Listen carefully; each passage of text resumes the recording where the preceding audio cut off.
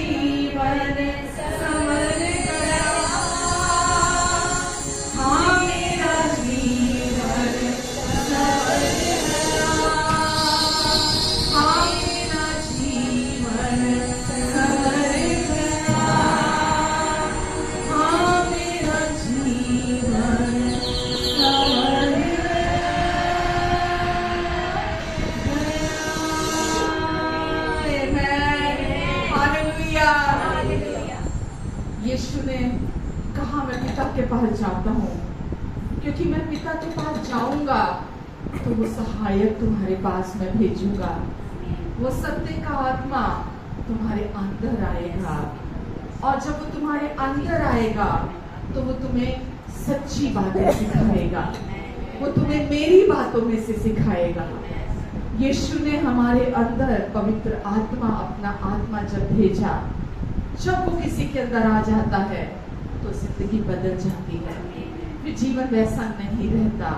यीशु, हम आपको धन्यवाद देते प्रभु, अपने आत्मा से भर दिया आपने हमें यीशु, और टोटली 100 में से 100% हम नई सृष्टि, भीतर से नए बन गए, पूरी तरह से आपने हमें नया कर दिया। अब हम वो पुराने इंसान नहीं है, अब हम नई सृष्टि है, नया मनुष्य है, न्यू मैन आपने हमारे अंदर नया व्यक्ति रख दिया है, और अब हम अंश करके भीतर से बाहर की ओर हम बदलते जा रहे हैं, हम बदल रहे हैं, अंश करके बदल रहे हैं, महिमा से महिमा की ओर जा रहे हैं। और प्रभु आप हमारे साथ धीरजवंत है, पेशेंटली आप हमारे साथ व्यवहार करते प्रभु, और हम आपको धन्यवाद देते हैं यीशु, धन्यवाद देते हैं प्रभु, धन्यवाद देते यीशु, धन्यवाद देते प्रभु। आपकी पूरे दिल से हम धन्यवाद के साथ स्तुति करते हैं प्रभु, क्योंकि जो छुटकारा आपने हमें दिया है, जो फ्रीडम, जो आजादी आपने हमें दी है यीशु, वो हमें कहीं नहीं मिली। जहां भी गए और बंधन और बॉन्डेजेस हमारी लाइफ में आए, लेकिन जब हम आपके पास आए आपने सारा बोझ ले लिया यीशु, सारा बोझ ले लिया यीशु, और आपने हमें हल्का किया, आपने हमें आजाद कर दिया यीशु, और आज हम आजादी के साथ आपकी महिमा गाते हैं यीशु, और हम आपको धन्यवाद देते हैं प्रभु, क्योंकि यीशु आप हमें जब देखते हैं निर्दोष देखते हैं, निष्पाप देखते हैं, निष्कलंक देखते हैं, और आप जब हमें देखते हैं तो कहते हैं कि तू हर तरफ से सुंदर है, तुझमें कोई दोष और घटी नहीं है। आप कहते हैं कि तू मेरी है, तू मेरी प्रिया है, और मैं तुझसे अत्यंत प्रसन्न हूँ। प्रभु हमारा मन क्या कहता है, लोग हमें क्या कहते हैं, हम उससे नहीं सुनते, आप जो हमें कहते हैं हम उसे सुनते हैं यीशु, क्योंकि वही सच्चाई है, वही अनुग्रह की सच्चाई है, इसलिए हम उसमें अपने आप को इस्टेब्लिश करते हैं, और हम आपको धन्यवाद देते हैं यीशु, धन्यवाद देते हैं प्रभु, धन्यवाद देते हैं यीशु। हालेलुया, हालेलुया, धन्यवाद यीशु। तेरे मार खाने से यीशु मैंने शिफा पाई है, तेरे खून बहाने से मेरी मुझको रिहाई है, तेरे मार खाने से हालेलुया यीशु मैंने शिफा पाई है, तेरे खून बहाने से मेरी मुझको रिहाई है, तेरे खून बहाने से मेरी मुझको रिहाई है। कोई चारा नहीं तुझसा नहीं, कोई आफत तुझसा नहीं, कोई चारा तुझसा नहीं, कोई आफत तुझसा नहीं, अपनी चाह देकर मेरी जिंदगी बचाई है, तूने अपनी जान देकर मेरी जिंदगी बचाई है, तेरे मार खाने से यीशु मैंने शिफा पाई है, तूने वादा पूरा कर दिया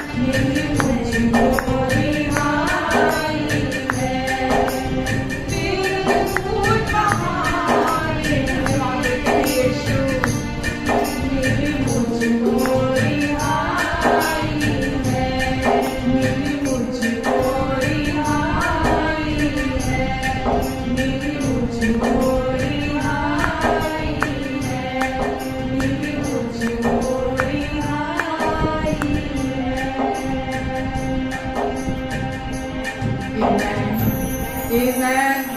हाँ यीशु, आपके मार खाने से हमने चंगाई पाई है और आपके खून बहाने से हमने आज़ादी पाई है। हमने हर एक लॉ से, हर एक व्यवस्था से, पाप से, शैतान से, मृत्यु से, हर एक बीमारी से, हर एक श्राप से हमने चंगाई पा ली है। हमने आज़ादी पा ली है यीशु, क्योंकि आपने हमारी जगह पर प्रभु इस दुनिया में आकर अपना लहू बहाया यीशु, ताकि हम हमेशा के लिए पाप से छूट जाएं, हम हमेशा के लिए पाप से छुटकारा पा लें। हम आपको धन्यवाद देते हैं यीशु, धन्यवाद देते हैं प्रभु, जो दुख हमें सहना था, जो सजा हमारे नाम की थी, जो दोष, जो कंडमनेशन हमारे नाम की थी, जो न्याय हमारे पापों का हमें चुकाना था, वो सब आपने अपने ऊपर चुका दिया और अब हम आजाद हैं। अब हम लॉ के अंडर में नहीं है, व्यवस्था के नीचे नहीं है, अब हम अनुग्रह के अंडर में हैं। डिस्पेंसेशन ऑफ ग्रेस जिसके अंडर आपने हमें लाकर रख दिया है, अब हम अनुग्रह के युग के अधीन हैं, जहां पर हर समय आपकी दया हमारे ऊपर है, हर पल हम आपकी भलाइयों को रिसीव करते हैं। और आपने इसीलिए इस नई वाचा में कहा कि हम यीशु की ओर ताकते रहें। हमें केवल यीशु की ओर ताकने के लिए आप कहते हैं परमेश्वर, और हम अपनी आंखें यीशु पर लगाकर रखते हैं, क्योंकि वही हमारे हाई प्रीस्ट हैं, वही हमारे महायाजक है, जो हर समय हमारे प्रति दयावंत रहते हैं, हमारे प्रति अनुग्रहकारी रहते हैं और हमेशा हमारे लिए प्रार्थना भी करते हैं। यीशु आप प्रभु, हम आपकी ओर ताकते हैं यीशु, क्योंकि आप ही हमारे विश्वास के कर्ता और विश्वास के पूरा करने वाले प्रभु हैं। हम आपको धन्यवाद देते हैं यीशु, धन्यवाद देते हैं प्रभु, आपकी प्रेजेंस के लिए आपको धन्यवाद देते हैं यीशु, आपके अनॉइंटिंग के लिए जो यहाँ है प्रभु, आपका अभिषेक, उसके लिए आपको धन्यवाद देते हैं प्रभु यीशु मसीह, आप हमारे बीच में हमेशा के समान अपने वायदे के मुताबिक मौजूद हैं यीशु। हम आपको धन्यवाद देते हैं प्रभु, धन्यवाद देते हैं प्रभु। पूरी वर्शिप में प्रभु आपने हम सबको ब्लेस किया, जो भी जिसकी ज़रूरत थी प्रभु आपने उसे प्रोवाइड कराया प्रभु, हम उसके लिए भी आपको धन्यवाद देते हैं यीशु। हम जब भी आपकी उपस्थिति में, आपकी प्रेजेंस में आते हैं, अब कोई बीमार आ सकता है लेकिन वापस बीमार नहीं जाता, कोई परेशान आ सकता है लेकिन वापस परेशान नहीं जाता, जो होल हार्टेडली आपकी तरफ देखता है, जो आपको अपने फोकस में आपको रखता है यीशु, वो जो आपका है प्रभु, वो उसमें भरपूर होकर यहाँ से जाता है प्रभु। हम आपको धन्यवाद देते हैं यीशु। आगे के समय के लिए भी हम अपनी आंखें आप पर लगाते हैं प्रभु, हम जानते हैं आप हमारे प्रोवाइडर हैं प्रभु। आपका वचन हमारे जीवन में करेक्शन भी करता है, हमें प्रोवाइड भी कराता है प्रभु, हमें प्रोटेक्ट करता है प्रभु आपका वचन। और प्रभु हम आपके वचन के लिए प्रभु यहाँ मौजूद हैं। हम किसी इंसान को सुनने यहाँ कभी भी नहीं आते हैं, हम यहाँ प्रभु आपको सुनने के लिए आते हैं, क्योंकि आप अपनी महिमा को हमारे द्वारा प्रकट करते हैं प्रभु। आप अपनी प्रेम की गहरी गूढ़ी बातों को प्रभु हमारे द्वारा रिवील करते हैं प्रभु। हम ये जानते हैं प्रभु हम कमजोर हैं, लेकिन आप हमारे भीतर सामर्थ्य हैं, और इसीलिए हम अपने ऊपर अपने को नहीं देखते, हम आपको देखते हैं यीशु। और हम एडवांस में आपको जो कुछ आप यहाँ करने जा रहे हैं, हम आपको धन्यवाद देते हैं और सारी ग्लोरी, सारी महिमा हम आपको देते हैं प्रभु। धन्यवाद। आमेन, आमेन।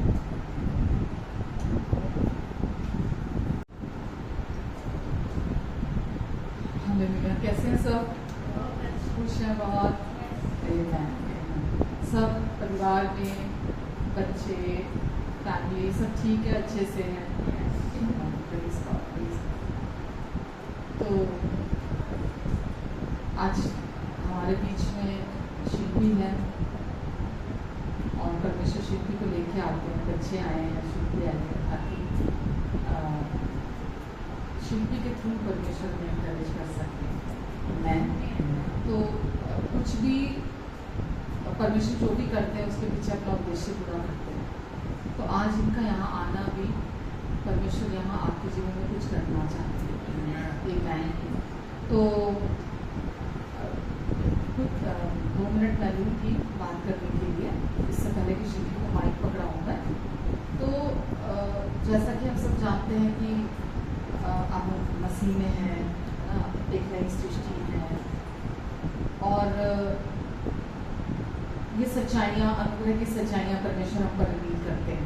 सबका ध्यान मेरी तरफ हो, आयान रियाना आपका भी ध्यान मेरी तरफ। तो परमेश्वर, हम जब दुनिया में देखते हैं, संसार में लोगों को देखते हैं, हम वहाँ देखते हैं उनको मौज मस्ती करते हुए, हमने देखते हैं वहाँ पर, है ना, कि अलग अलग चीज़ें कर रहे हैं, है ना, बहुत हमें लगता है बहुत ग्लैमर की लाइफ है, या बहुत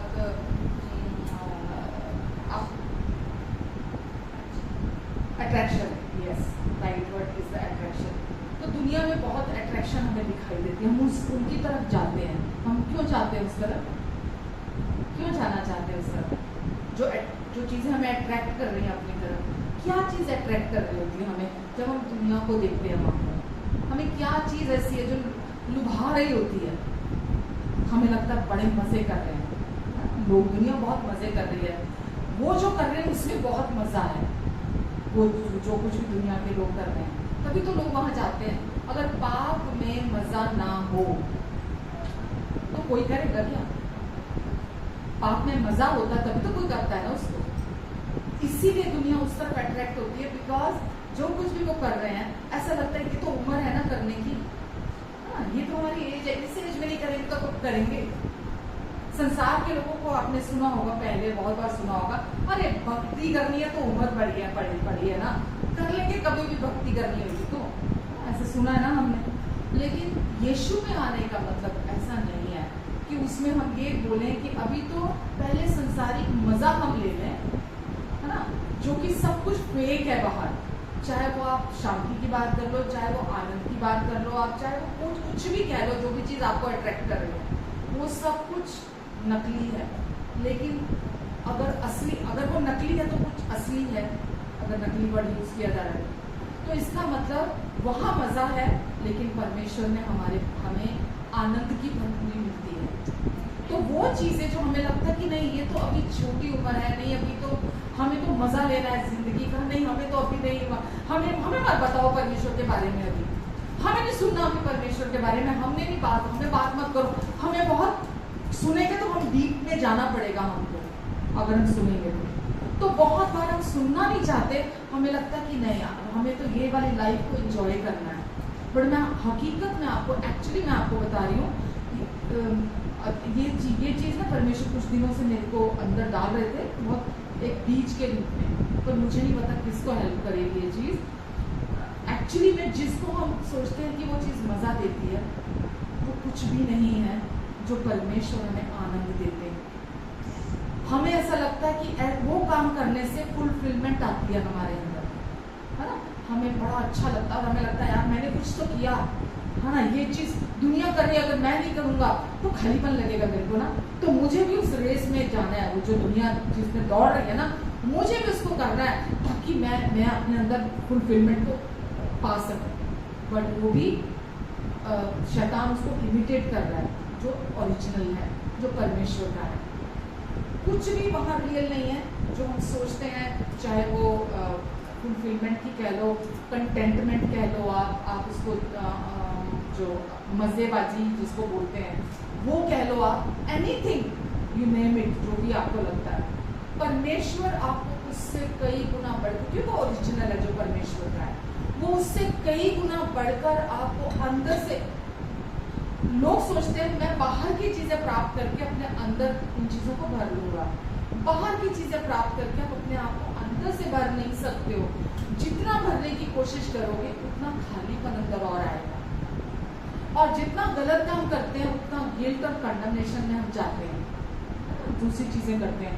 क्यों? क्योंकि दुष्ट हमारे विचारों में खेलना शुरू कर देता है। परमेश्वर हमारे खिलाफ नहीं आते, वो हमें गलत नहीं कहते, वो हम पर दोष नहीं लगाते, हम कितना भी गलत चल देते हैं वो हमेशा हमें वैसे ही एक्सेप्ट करते हैं जैसा जैसा उनका हृदय हमारे प्रति प्यार से भरा हुआ है, जरा सा भी उसके अंदर बदलाव नहीं आता उनके प्यार के अंदर।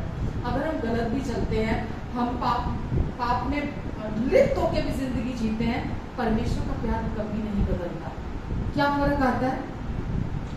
हम अपने आप को गिल्ट में, डर में, है ना, अपने आप को बुरा महसूस करने में, अपने आप को गंदा महसूस करने लगते हैं। एक टाइम ऐसा आता है कि मैं बहुत बुरा, मैं बहुत गंदा हूँ, क्योंकि दुष्ट का काम है पहले आपको वो उस तरफ लेके जाता है और उसके बाद वो आपको ब्लेम करता है, आपको उन्हीं चीजों के लिए आपको दोषी ठहराता है।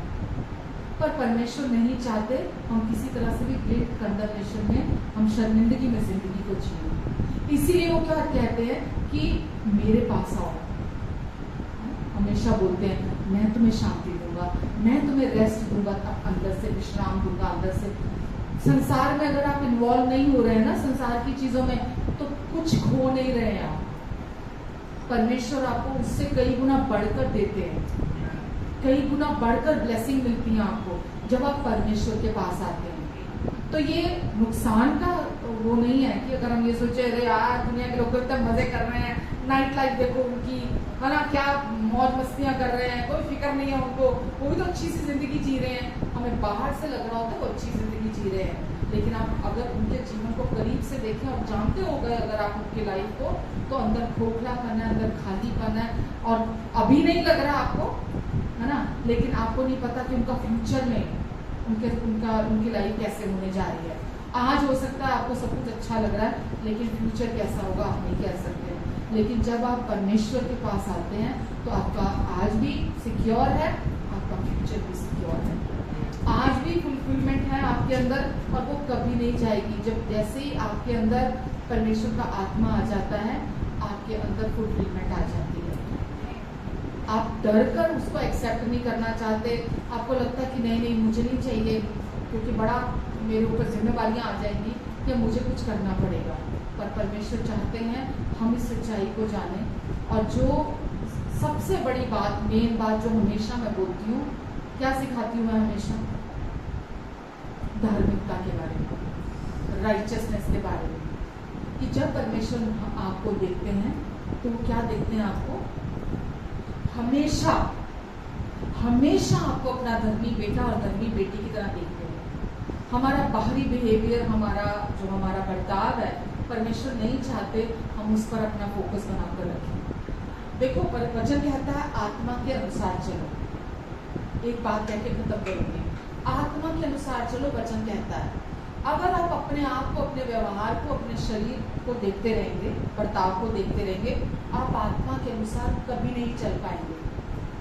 अगर आप अपने आप को, जो आपकी आइडेंटिटी आपको अंदर से यीशु ने बना दिया है, निर्दोष, निष्पाप, निष्कलंक, बिल्कुल ऐसा जैसा आपने कभी कोई पाप ना किया, अगर आप अपने आप को जो अंदर बना दिया है ना परमेश्वर ने आपको, अगर आप उसको देखते जाएंगे ना, देखते हुए चलेंगे, आप हर दिन परमेश्वर की भलाइयों का आनंद उठाएंगे अपने जीवन में। आप हर दिन धन्यवाद से भरे हुए चलेंगे, हर दिन। जब आप फ्लैश में नहीं चलेंगे, जब आप अपने शरीर के अनुसार अपने व्यवहार और जो भी बर्ताव आप कर रहे हैं, अगर आप उसमें उलझे रहेंगे, आप आत्मा की अगुवाई में कभी नहीं चल पाएंगे।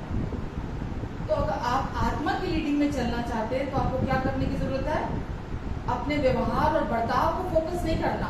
किसको फोकस करते हुए चलना? आपको यीशु की तरफ, और यीशु ही हमारी धार्मिकता है।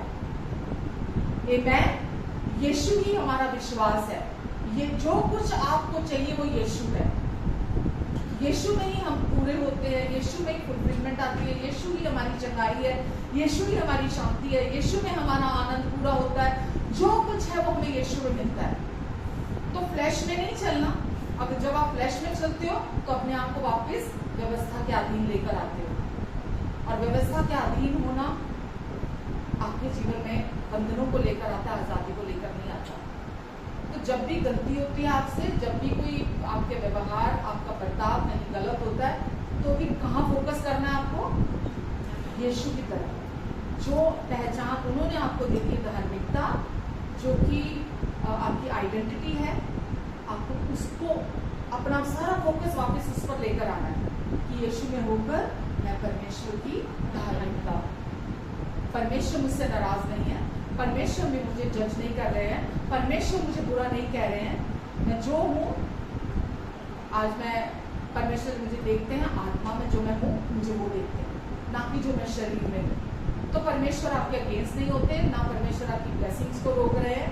आप जब फोकस अपना शरीर पर रखते हैं तो आप अपनी आशीषों को ब्लॉक करते हैं। आमेन, समझ रहे हैं आप? तो परमेश्वर यही चाहते हैं, आपकी जो नई पहचान धार्मिकता है आप उसको याद रखें और वही आपके आपके भीतर गहरे में बोलते ना, दिन का जो आखिरी स्थान है ना, नीचे गहराई है, वहाँ रियल ट्रांसफॉर्मेशन, सच्चा बदलाव वहाँ पे उस धार्मिकता पर विश्वास करने से आता है। और एक बार जिस इंसान ने पूरे दिल से यीशु के द्वारा प्रोवाइड कराई गई धार्मिकता जो पहचान है हमारी यार, जब उसको पकड़ता है, थामता है अपने अंदर, फिर वो बहुत मुश्किल है शैतान उसके विरुद्ध चाल चल सके। शैतान उस व्यक्ति के विरुद्ध चलने में कामयाब नहीं होता। न्यू कवनेंट में विश्वास धार्मिकता पर विश्वास, राइचियसनेस ऑफ गॉड है, राइचियसनेस को बिलीव करना ही सही विश्वास करना है। यही नई वाचा की आज्ञाकारिता है कि आप जो यीशु ने आपको बना दिया, आप उसको समझें, उसको पढ़ें, उसको जानें, उसकी गहराई में जाएं, ना कि अपने बाहरी बदलाव की तरफ फोकस हो। आमेन, समझ में आ रहा है आपको? तो हमेशा उस पर अपना फोकस बनाकर रखना है। बाकी अभी प्रभु आप सबको आशीष दे। मैं शिल्पी को माइक देती हूँ। परमेश्वर ने आज शिल्पी के हृदय में जो बातें डाल के रखी है वो खास आपके लिए है, इसीलिए प्लीज ध्यान से सुने। पास में पानी की बोतल रख लें, सोना नहीं है, किसी को भी झपकी नहीं लेनी, गर्मी में झपकी आनी बड़ी नेचुरल है, तो किसी को झपकी भी नहीं लेनी, पूरे अटेंटिव होकर आपको वचन सुनना है। मैं करना चाहती थी, बहुत ही सिंपल है। आप हमेशा सुनते आ रहे हैं प्रभु यीशु ने क्या किया। आप सब यहाँ बैठे हैं, ये अपने आप में ये गवाही देता है कि आप प्रभु यीशु पर विश्वास करते हैं। Amen? तो जब हम वचन को देखते हैं तो इफिशियंस में लिखा है कि विश्वास के द्वारा अनुग्रह से ही हमारा उद्धार हुआ है। Amen? तो मैं आपसे पूछना चाहूंगी कि किस विश्वास के विषय में बात हो रही है? कौन से विश्वास और कौन सा अनुग्रह जिसने हमारा उद्धार किया है? तो मैं फटाफट क्विकली आपको थोड़ा जिस देती जो अभी तक आप सुनते आ रहे हैं, समझते आ रहे हैं, तो बस एक रिवीजन करते हैं आज, ठीक है? तो अनुग्रह क्या हुआ है हम पर?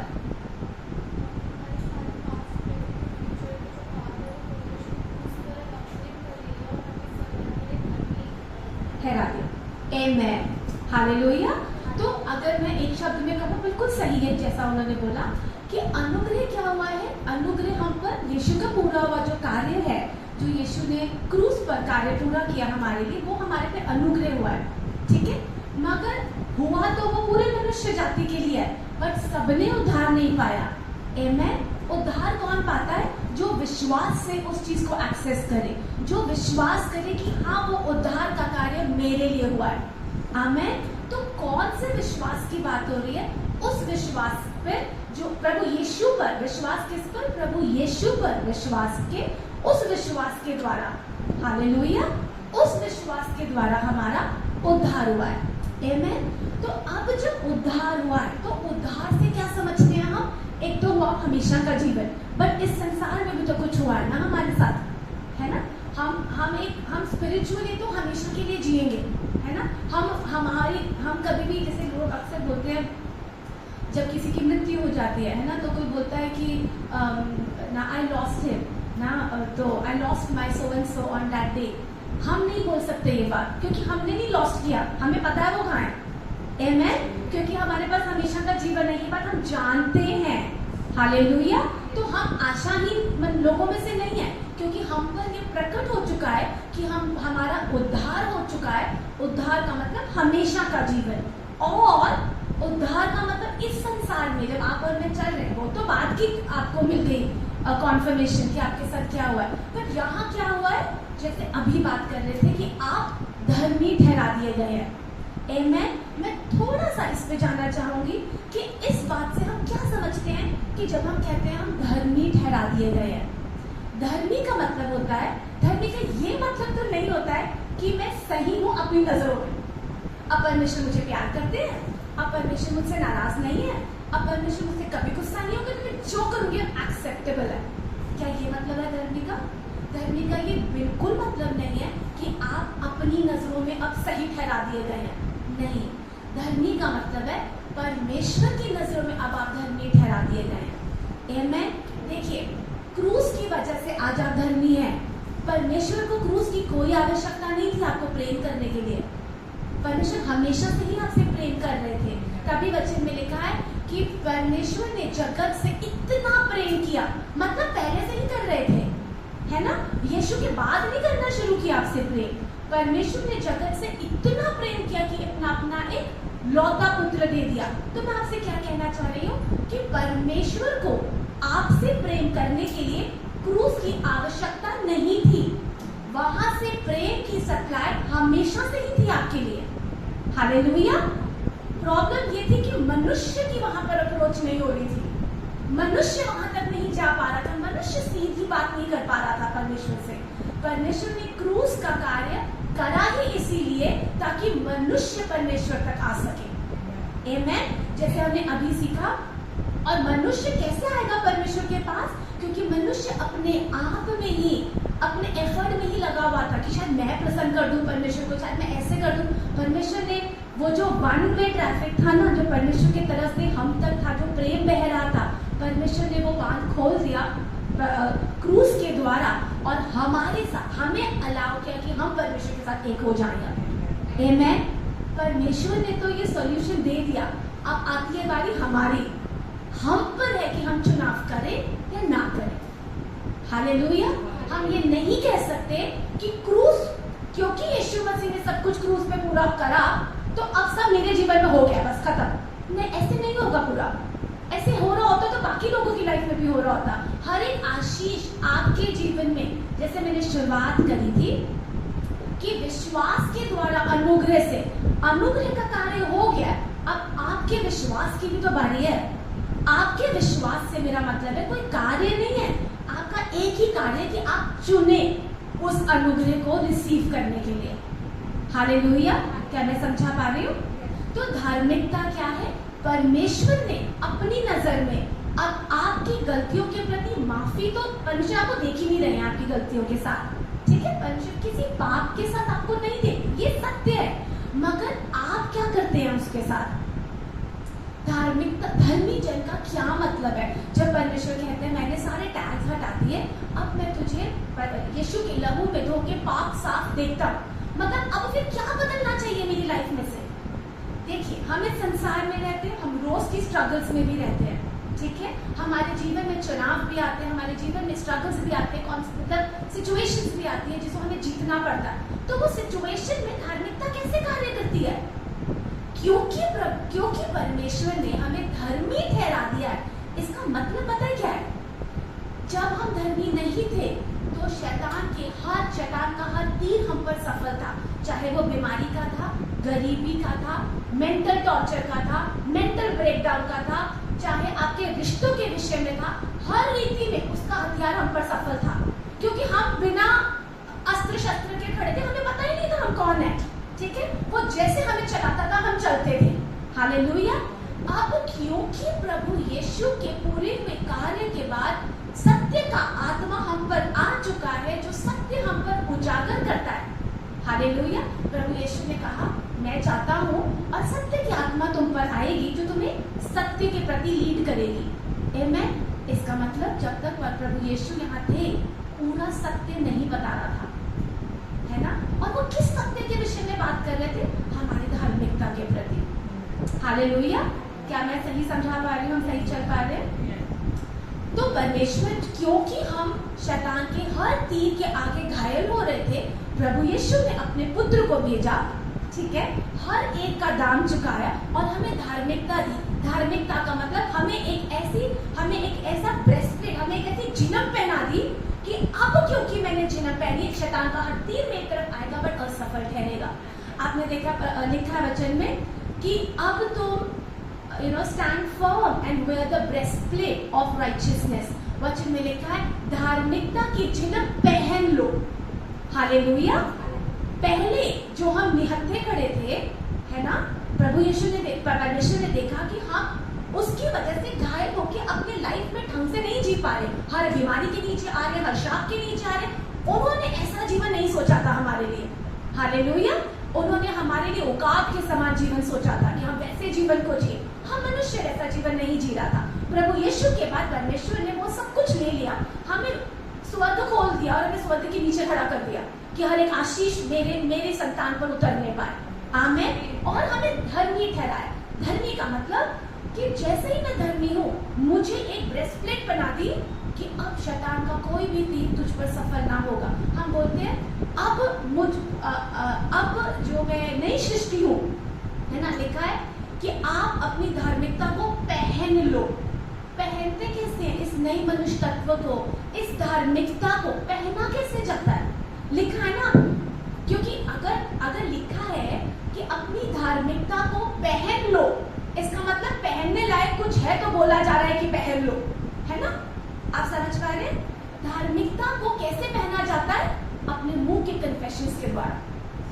जब तक मनुष्य ये विश्वास में नहीं आता कि हाँ, आज क्योंकि प्रभु यीशु ने हर एक कार्य को क्रूस पे पूरा कर दिया है और मुझे धार्मिकता पहनाई है, अब पहने रहने के लिए मुझे केवल बोलना है। हालेलुया। क्या आपको ये बात समझ में आ रही? This is a very important thing. आप धार्मिकता को अपने कन्फेस बोल कर पहनते हैं। हालेलुया। ये बोलने के विषय में मैं क्या कह रही हूँ, जैसे आपको ये बात समझनी है, अगर आपने वो ब्रेस्टप्लेट पहनी हुई है तो आप शैतान के हर तीर पर, उसकी हर शक्ति पर, उसकी हर अथॉरिटी का नाश कर सकते हैं। ठीक है? धर्मी जन ही कर सकता है केवल, क्योंकि धर्मी जन के साथ देखिए, जहां पर आपकी इच्छा है ना जीवन को जयवंत जीने का, ठीक है, परमेश्वर का वचन कहता है यदि तू परमेश्वर के वचन के अनुसार कुछ इच्छा करो, वहां अनुग्रह बहता है। आमेन। तो आप ध्यान से सुनने में क्या कहना चाह रही हूँ? आपसे कहना चाह रही हूँ, आप धर्मी है। आपने मूवी देखी होगी ना, जो सुपर हीरोज वाली होती है, वो एक बटन दबाता फटाफट कपड़े बन जाते हैं उसके, है ना? स्पाइडरमैन का बटन दबता है तो फटाफट कपड़े आ जाते हैं उसके। आपको पता है, the minute you confess out of your mouth, the minute आप अंगीकार करते हैं कि मैं परमेश्वर की मसीह यीशु में धार्मिकता हूँ, उसी समय वो बटन दबता है और आपकी ब्रेस्टप्लेट आ जाती है आपके ऊपर। और उसी समय शैतान का कोई, अब जिस भी सिचुएशन में है ना, धार्मिकता को पहना जाता है बोलकर। जिस भी सिचुएशन में जब आप वचन बोलते हैं, शैतान का हर तीर असफल ठहरता है। आमेन। तो आपको जब वचन कहता है कि अब तुम धर्मी हो, इसका मतलब है अब तुम्हारे पास अथॉरिटी है शैतान की हर एक चाल पर, झूठ पर, हर चीज पर आपके पास अथॉरिटी है। जब आप ये बोलते हैं मैं धर्मी हूँ, इसका मतलब आप ये बोल रहे हैं मैं उससे ऊपर हूँ।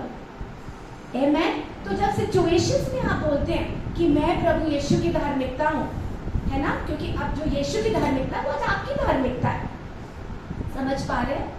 तो वो धार्मिकता जब आप जैसे ही मुंह खोल के कन्फेस करते, एग्री करते, उसी समय आप शैतान के हर एक तीर के सामने आपके आगे वो एक प्लेट आ जाती है, वो कवरिंग आ जाती है, उसकी कोई चाल आप पर सफल नहीं होती। हालेलुया। समझ आ रहा है हमें? तो ये तो हुआ आप पर अनुग्रह। अब इस अनुग्रह पर विश्वास, अब आपको समझ में आया आप धर्मी कैसे हैं? अब ये धर्मी जन जो है, जो परमेश्वर ने धर्मी बनाया, इसको जीवन कैसे जीना चाहिए? वचन कहता है धर्मी जन विश्वास से जीवित रहता है, ना कि आंखों देखी वस्तुओं से। The righteous shall live by faith, not by sight। मतलब आप विश्वास को आप अपनी ज्ञानेंद्रियों से नहीं जी सकते हैं। हालेलुया। आप विश्वास को आपको अपने फिजिकल सेंसेस से नहीं जीते हैं, आप विश्वास को लेते हैं।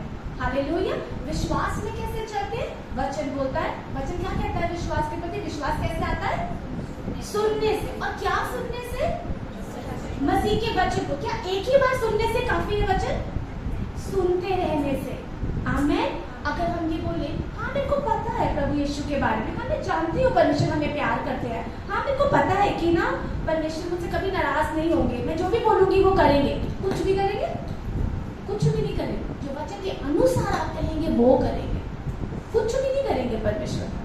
हालेलुया। अब क्योंकि सत्य का आत्मा आपके अंदर है, जिसने आपको सत्य में लीड करना है, तो जरूरी है कि उसके साथ बात करी जाए, उसकी सहभागिता में जीवन जिया जाए। ये कैसे जिया जाता है?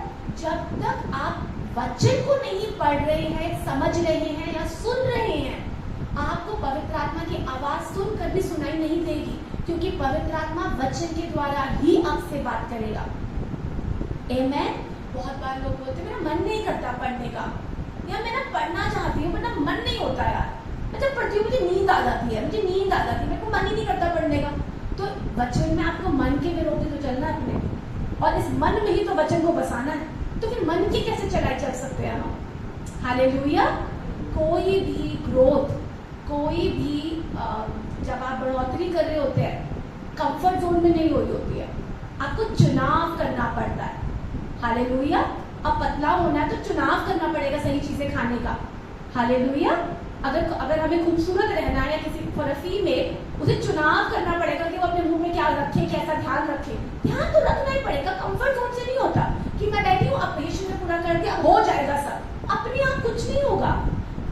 परमेश्वर आपकी सहभागिता के बिना अपना कोई कार्य आपके जीवन में पूरा नहीं कर सकते।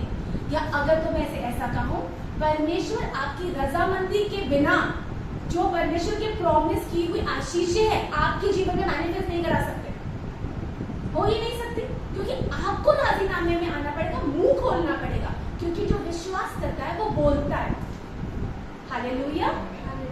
तो इसीलिए जब हम जो विश्वासी है वो वचन के द्वारा ही जीवित रहा जा सकता है उसका।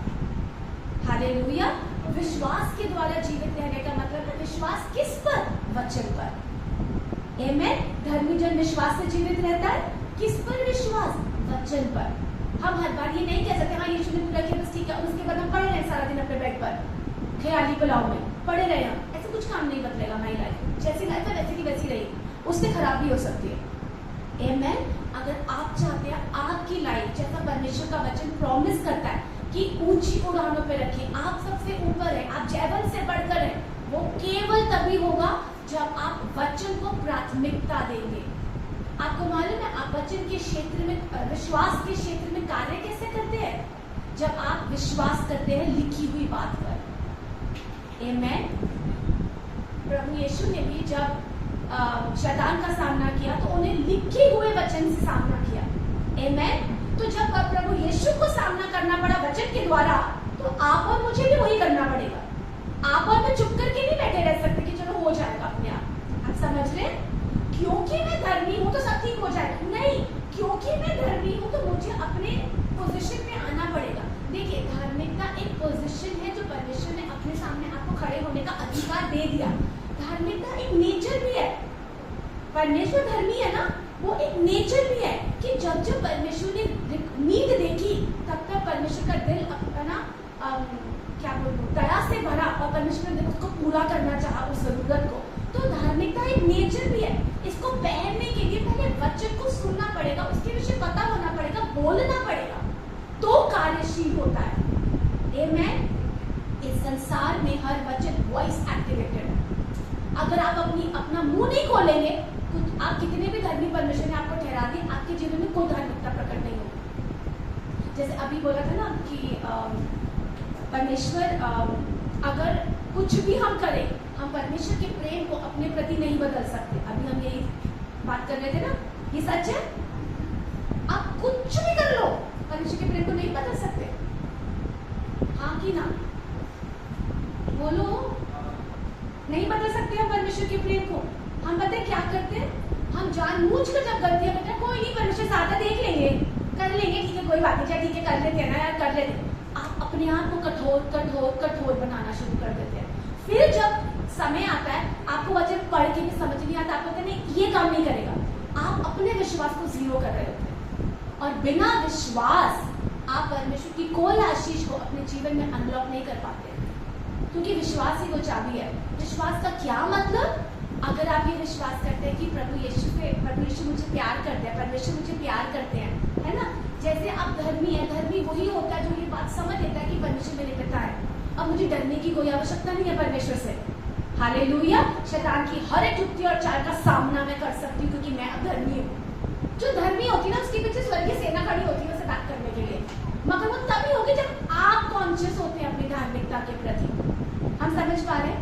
मैं थोड़ा सा आगे बढ़ूं, मैंने थोड़ा सा ही आगे बढ़ा, सब बोले पहले हालेलुया हालेलुया आमेन। हम सुन पा रहे हैं कि हम समझ सीख पा रहे हैं, कुछ समझ आ रहा है? हाँ, तो अब मैं आपको बताना चाहती हूँ, जब मैंने ये कहा कि आप धर्मी हैं, इसका मतलब आपके आगे एक ब्रेस्टप्लेट लगी हुई है जो आप शैतान का सामना कर सकते हैं। हालेलुया। आप उसके किसी भी झूठ में नहीं आ सकते। अगर बीमारी, तो आपको पता होना चाहिए कि जब मैं अधिकार लूंगी इस बीमारी पर, इस बीमारी को यहीं पर खत्म होना पड़ेगा। आमेन। तो आप अपनी धार्मिकता को अपने मुंह के कन्फेशन के द्वारा पहनते हैं। जब आप उस धार्मिकता को पहनते हैं तो आप धार्मिकता के कार्य को भी करते हैं। आपको पता है धार्मिकता का कार्य क्या है? What are the works of righteousness? पता है आपको कि वो आपको फियरलेस बनाता है। फिर आप कभी भी डरते नहीं हैं। डर जीवन से आपका खत्म हो जाता है। क्या बोलते हैं फियरलेस को?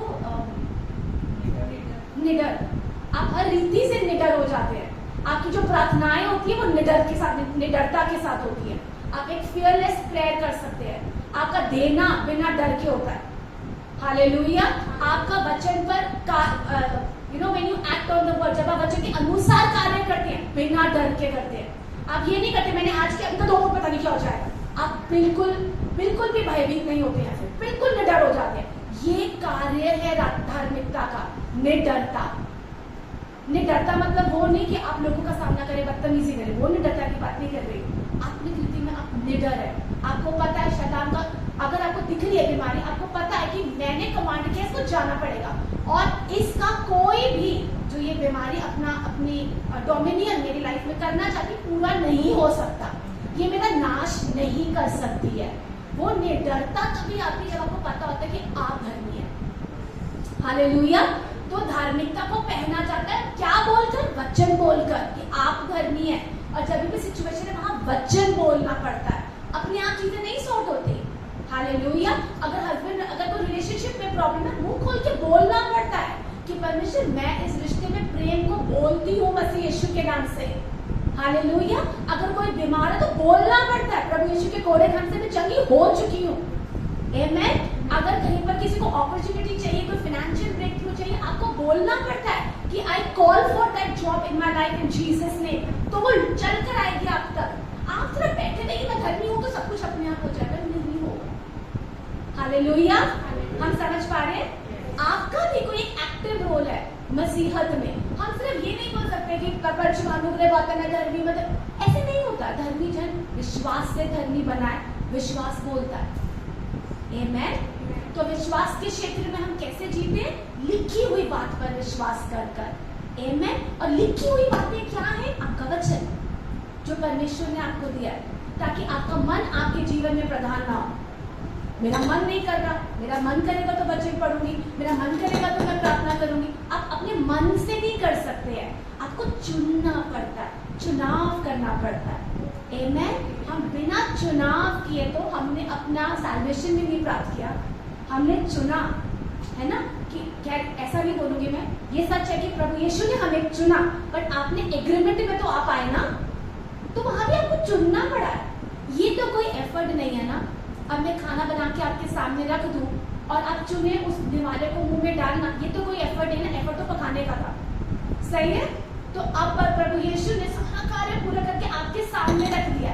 अब इतना तो चुन लो कि उठा के उसे खा लो। धार्मिकता को चुन लो, विश्वास को चुन लो, वचन को बोलना चुन लो, वचन को बोलना चुन लो। आमेन। अब मैं एक सवाल पूछूंगी आपसे, सबने ध्यान से सुना था ना मैंने क्या बोला? मैंने आपको बताया आपको विश्वास से ही आप उस अनुग्रह तक एक्सेस करते हो और उस अनुग्रह को रिसीव करते हो। ठीक है। अब आपको कैसे पता चले कि आप विश्वास कर रहे हो? How would you get to know that you are operating in faith? कैसे पता चले?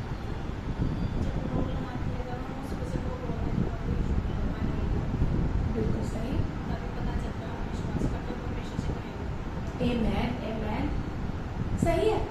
आपको सिचुएशन की भी वेट करने की जरूरत नहीं है। आप सारे दिन में कैसे बात कर रहे हैं, आप अपने आप को ही सुन लें, आप पता चल जाएगा आपको आप विश्वास में चल रहे हैं कि नहीं चल रहे हैं। आमेन। क्योंकि परमेश्वर चाहते हैं हम हर चीज का सामना वचन की तलवार से ही करें। हालेलुया। अब समझिए, अगर कोई युद्ध भूमि पे उतरा है ना, और तलवार उसके म्यान में, और वो निकाले ही ना, और वो समय तलवार तो है मेरे पास, तलवार तो है मेरे पास, और वो निकाले ही ना, उसका गला कट जाएगा उस युद्ध भूमि में। सच है।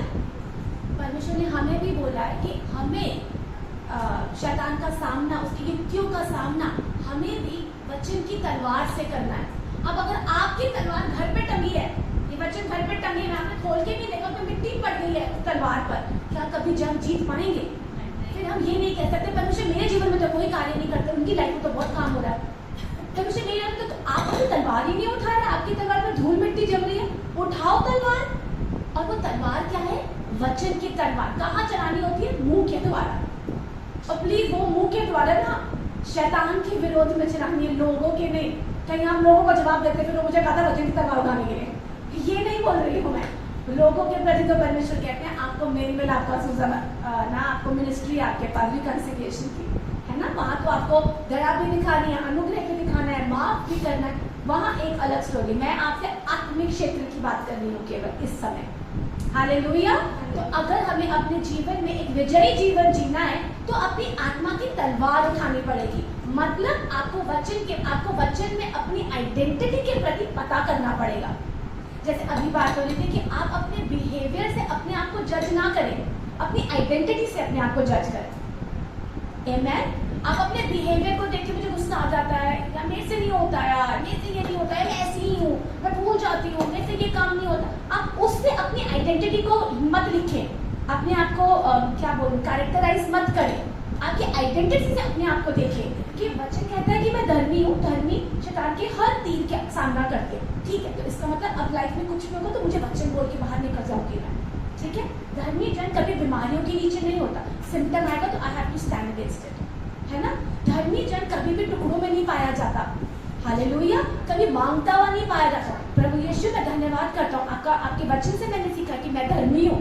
हालेलुया। और धर्मी इन्फ्लुएंशियल होता है, धर्मी देने वाला होता है। मैं धन्यवाद करता हूँ पवित्र आत्मा कि आप मेरे जीवन में कार्य कर रहे हैं। Amen. Right opportunities I call for in Jesus name. आपको ये बोलना पड़ेगा। हालेलुया। जो भी जरूरत है, अगर आपको लगता है किसी रिश्ते में प्रेम की जरूरत है, आपको बोलना पड़ेगा कि प्रभु यीशु इस रिश्ते को मैं आपके प्रेम से, अनकंडीशनल प्रेम से ब्लेस करती हूँ। ठीक है। मैं इस रिश्ते को फ्रूटफुल डिक्लेयर करती हूँ मसीह यीशु के नाम से। आपको बोलना पड़ेगा। हालेलुया। हम समझ रहे हैं? समझ आ रहा है हमें? तो हमारा विश्वास के द्वारा अनुग्रह से हमारा उद्धार हुआ है। ये बात समझ में आ रहा है? ये उद्धार मृत्यु की बात तो हो गया, इस संसार में आपकी रोज की लाइफ में कैसे होगा समझ आ रहा है आपको? अनुग्रह के द्वारा हुआ। अनुग्रह हमें बताता है कि मैं धर्मी हूँ। धर्मी के आगे झिलम लगी हुई है, जो कि शैतान के हर युक्ति, हर चाल, हर तीर का सामना करने के लिए तैयार है। आमेन। समझ आ रहा है हमें? धार्मिकता को हम पहनते हैं कन्फेशंस के द्वारा कि मैं मसीह की धार्मिकता हूँ प्रभु यीशु में, मैं परमेश्वर की धार्मिकता हूँ प्रभु यीशु में। आमेन। और धर्मी जन को कैसी सोच रखनी चाहिए कि मैं ऊपर हूँ और इस शैतान की हर चाल, हर युक्ति, हर अथॉरिटी मेरे पैर के नीचे है। ये सोच होती है धर्मी की। इस सोच में आपको चलना है।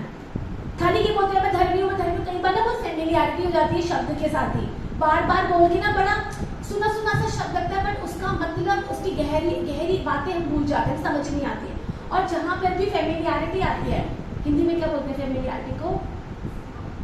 हाँ, समानता नहीं, जो आप मतलब समझ आ गया सबको फेमिलियरिटी? ट्रांसलेट है। जब आप परिचित हो जाते हो, बार बार सुन के देखिए, प्रभु यीशु भी अपने जहाँ से वो थे, अपने गांव में कोई कार्य नहीं कर पाए क्योंकि लोगों की फेमिलियरिटी थी उनसे। उन्होंने तो रोज को ही देखते हैं, रोज ही करते हैं। कभी कभी जो कार्य हम रोज, अधिकतर हमने जो शब्द सुने हैं ना, उनका महत्व हम हल्का जानने लगते हैं। आमेन।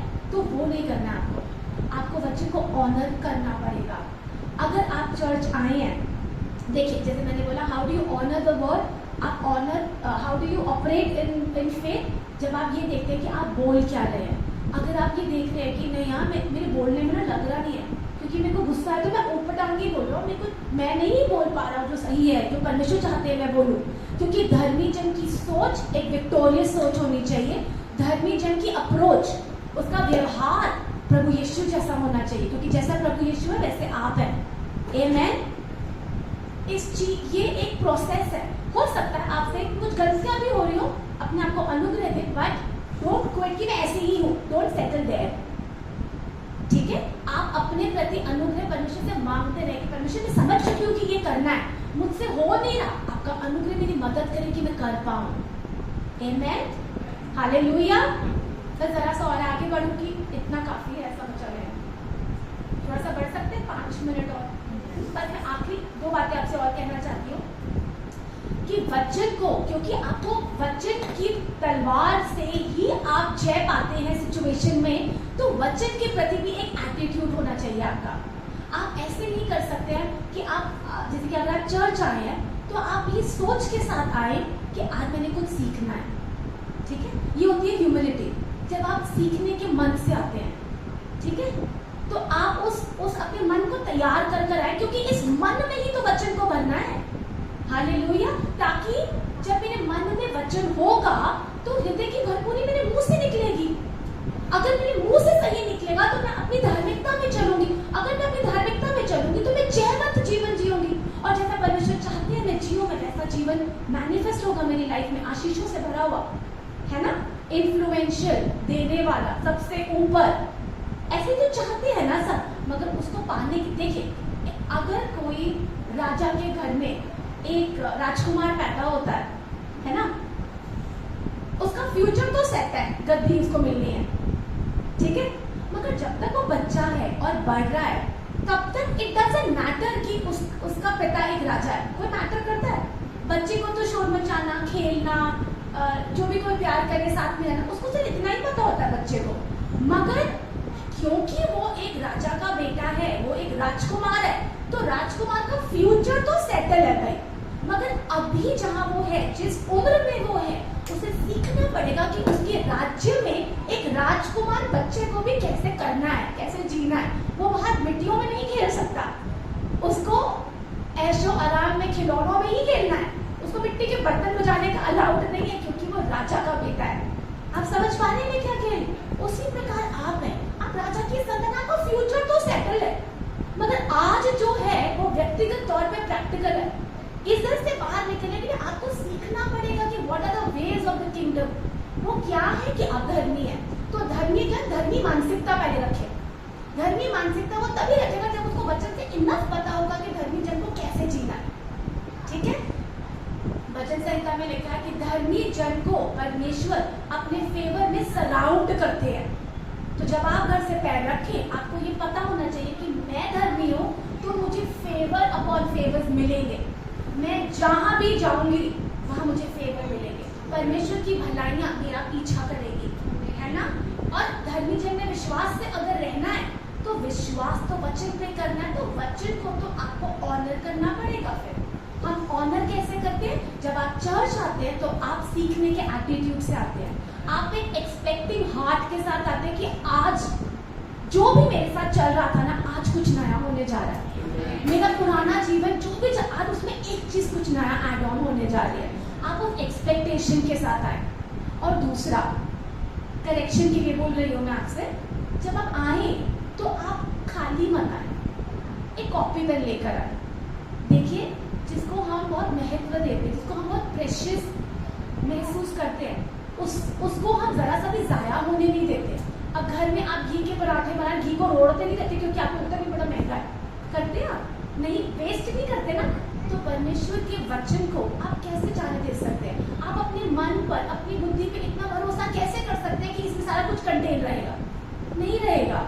अगर आप वचन को सुनकर लिखेंगे ना, वो आपके साथ रहेगा। अगर जो भी हम वचन में, अगर फॉर एग्जाम्पल हमने 40 मिनट्स का वचन यहाँ दिया है, आपने 20 मिनट्स का भी लिखा है, मैं आपको गारंटी दे रही हूँ 10 मिनट्स का आपके हृदय में बो के आप लेके जा रहे हैं।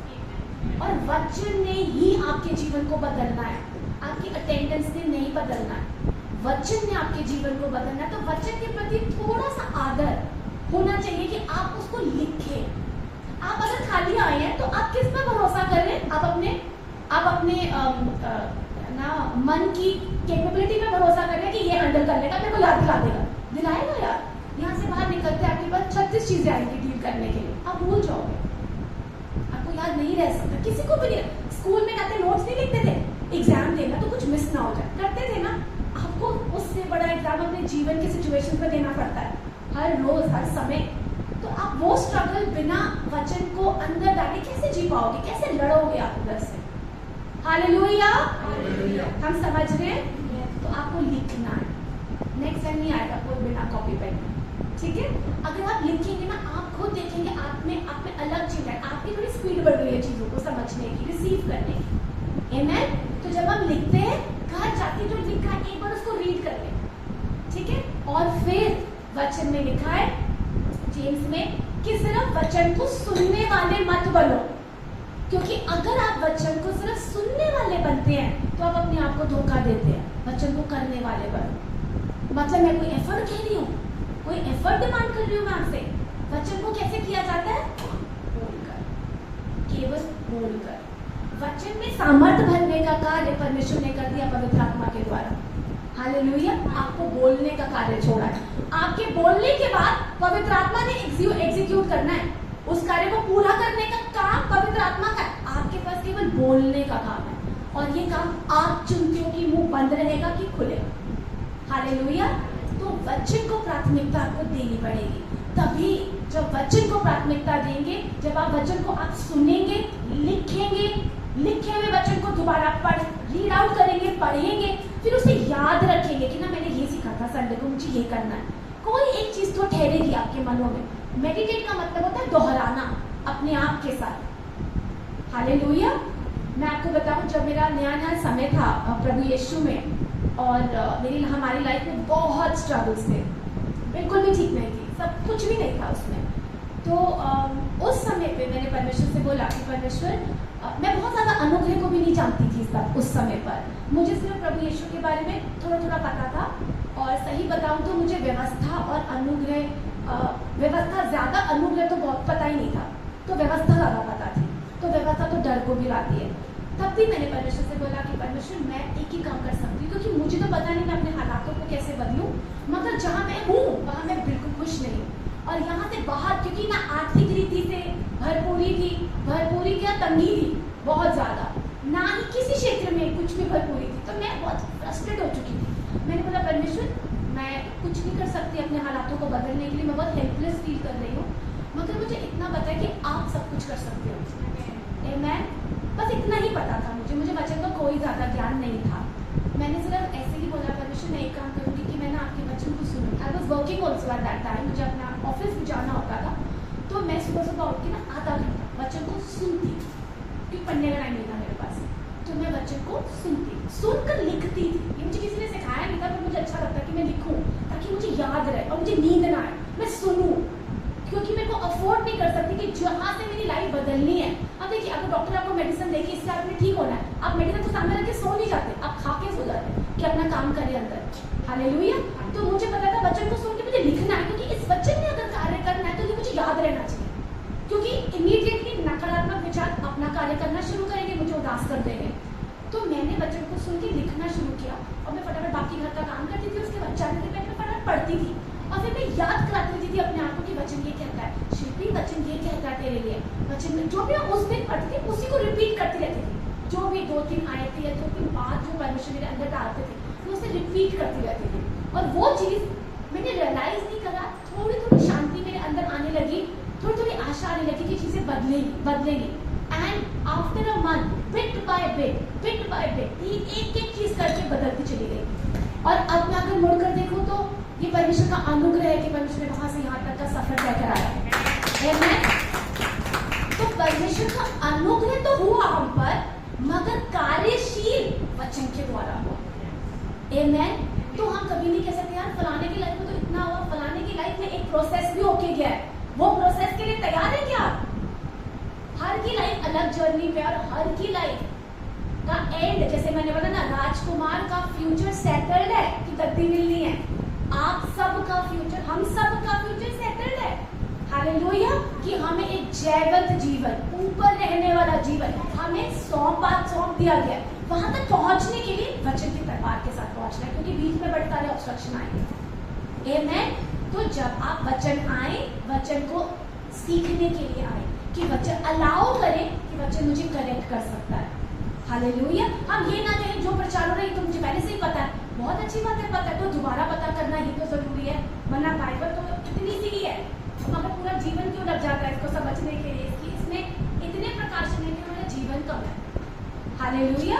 हर चीज को प्रकाशन के स्वरूप अपने जीवन में आने दे। हालेलुया। तो मैं अंत में एक और बार रिपीट करूंगी, आप आए तो दीनता के साथ आए कि मैंने कुछ सीखना है, एक्सपेक्टिंग हार्ट के लिए साथ आए, क्योंकि जिस हृदय में आशा होती है ना कि मुझे कुछ चाहिए, मैं आपको बता रही हूँ अनुग्रह वहां ऐसे ऐसे काम होता है। आप एक एक्सपेक्टेशन के साथ आए, आप ये 1 महीना करके देख लें, अगर आपके पास टेस्टिमनी ना हो तो आप नाम बदल सकते हैं, क्योंकि वचन अपना कार्य करता ही करता है। आमेन। वचन धर्म अनुसार फल लेकर आता ही आता है।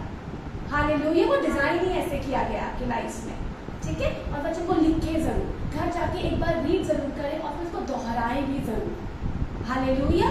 दोहराने से क्या होगा, मंत्र थोड़ा दे रही हूँ आपको मैं पढ़ने के लिए, कोई मंत्र पढ़ना होता है उच्चारण। दोहराने का मतलब होता है इस मन को समझ में आ जाए कि ये कार्य हो चुका, मुझे डराए ना, मुझे बेकार के विचार ना दे, क्योंकि ये मन ही सब कुछ कर रहा है। इस मन पर ही विजय प्राप्त करनी है हमें। आमेन। और कैसे विजय प्राप्त करनी है, मैंने नहीं सोचना, नहीं मैंने कुछ गलत नहीं सोचना उसके बारे में, मैंने कुछ नहीं कहना, नहीं मुझे कुछ नहीं कहना उसको, नहीं मैंने कुछ नहीं कहना। अगर आप ये बातें रिपीट करते ना, फ्रस्ट्रेशन डेवलप होता है और फटते हैं। जब आप ये बोलते ना, पिता हाँ मुझे बुरा लगा कोई भी बात नहीं, बट क्योंकि मैं आपकी बेटी हूँ, जैसा आप प्रेम करते हैं मेरे अंदर भी वो प्रेम है। मैं अपने जो आपका शरीर आपसे कह रहा है गुस्सा और ये सब, मैंने अभी आपको बोला अपने बिहेवियर से अपने आप को जज मत करें। बोले परमेश्वर ये मैं नहीं हूँ, वचन कहता है मैं धर्मी हूँ, जैसे आप है वैसे मैं आपकी जैसा प्रेम कर सकती हूँ, ये मेरी सच्चाई। जब आप अपनी सच्चाइयों को दोहराते हैं, आप उसमें से होके ऑपरेट करते हैं, कार्य करते हैं। हालेलुया। समझ में आया आपको? तो मैं 2-3 चीजें जो मैं चाहती हूँ आप यहाँ से लेके जाएं वो ये कि अब आप धर्मी हैं अपनी नजरों में नहीं, तो आपके हर कार्य सही है, इस मानसिकता से जीवन को मत जिए। अपने आप को स्कोप दे कि हाँ मुझे परमेश्वर के वचन को जानना है और देखना है कि जो मैं कर रही हूँ क्या वचन के अनुसार कर रही हूँ, कर रहा हूँ। हालेलुया। आप धर्मी है, धर्मी का मतलब जैसे आप अपने मुंह से बोलना शुरू करते उस मानसिकता के साथ जीवन में आते हैं कि मैं जयवंत हूँ, एक बटन दबता और चिलम आ जाती है, ये समझाने के लिए समझा रही हूँ। आमेन। और उस चिलम के आगे शैतान का हर तीर असफल है। आमेन। धर्मी कभी भी मांगता हुआ पाया नहीं जाता, धर्मी फेवर्स अपॉन फेवर्स के आगे पूरा सराउंड आगे पीछे से, ठीक है। तो कोई भी शैतान का तीर आप पर सफल नहीं हो सकता। क्यों? क्योंकि आपके ऊपर परमेश्वर ने आपको धर्मी ठहराया और आपको जीवन पहनाई है। कैसे पहनते हैं? मुंह के कन्फेशंस के द्वारा। जब आप मुंह से कन्फेस करते हैं आप धर्मी हैं, तो आप धर्मी कार्य करते हैं। क्या कार्य करते हैं? आप निडर होकर परमेश्वर के सामने खड़े होते हैं, अपनी हर जरूरत के लिए, अपनी हर आवश्यकता के लिए। आमेन। अपनी हर जरूरत, हर आवश्यकता के लिए निडर परमेश्वर के सिंहासन के सम्मुख आप खड़े हो सकते हैं। मैं अच्छी नहीं हूँ, मैं बुरी हूँ, आप जज ना करें अपनी हरकतों से अपने आप को। जो परमेश्वर आपके प्रति आइडेंटिटी कहते हैं, उस आइडेंटिटी को देखिए कि परमेश्वर कहते हैं मैं ये हूँ, मैं ये हूँ, मैं ये हूँ, तो मैं ऐसे करूँगी। मुझे गुस्सा आ रहा है, मगर वचन कहता है कि परमेश्वर ने मुझे प्रेम से भरा क्योंकि वो प्रेम है, तो मैं प्रेम कर सकती हूँ। मुझे महसूस नहीं हो रहा, विश्वास को आप फिजिकल सेंसेस से एक्सेस कर भी नहीं सकते। आपको क्या महसूस होता है डजंट मैटर। मैं हमेशा बोलती हूँ मैं क्या महसूस करती हूँ वो मैटर नहीं करता, जो सच है वो मैटर करता है, जो लिखा सत्य है वो मैटर करता है। मुझे अच्छा लगे या बुरा लगे डजंट मैटर, मगर सच तो वही है, मुझे यही करना है। मुझे नहीं, मेरा पूरा तन मन धन अगेंस्ट हो वचन को करने के लिए, मुझे फिर भी करना है क्योंकि ये सही है, क्योंकि सही कार्य सही रिजल्ट को उत्पन्न करता है। अच्छा कार्य सही रिजल्ट कभी नहीं लेके आता। हालेलुया। ये बात हमें समझ में आती है ना? सही को करना सही जीवन उत्पन्न करता है। और सही क्या है? वचन को प्राथमिकता देना। विश्वासी बोलता है, ठीक है, विश्वास चुप नहीं रहता, क्योंकि हृदय की भरपूरी मुंह से निकलनी चाहिए। परमेश्वर ने विश्वास किया धरती को बनाने के लिए, तो उसने बोला, है ना? तो तो आप अगर विश्वास करते हैं तो आप सिचुएशन को बोलेंगे, उसके नीचे नहीं आएंगे। हालेलुया, समझ आया हमें? तो मैं यही चाहूंगी कि आप अपनी विश्वास की तलवारों को मिट्टी लगने ना दें, वचन की तलवार को सॉरी, उसे आप निकालें और विश्वासी उसके साथ हमेशा रहें। ठीक है, कोई भी सिचुएशन है आप उस तलवार के साथ सामना करें, शैतान की हार होनी चाहिए आपकी नहीं। Amen, hallelujah, praise God, thank you, God bless you.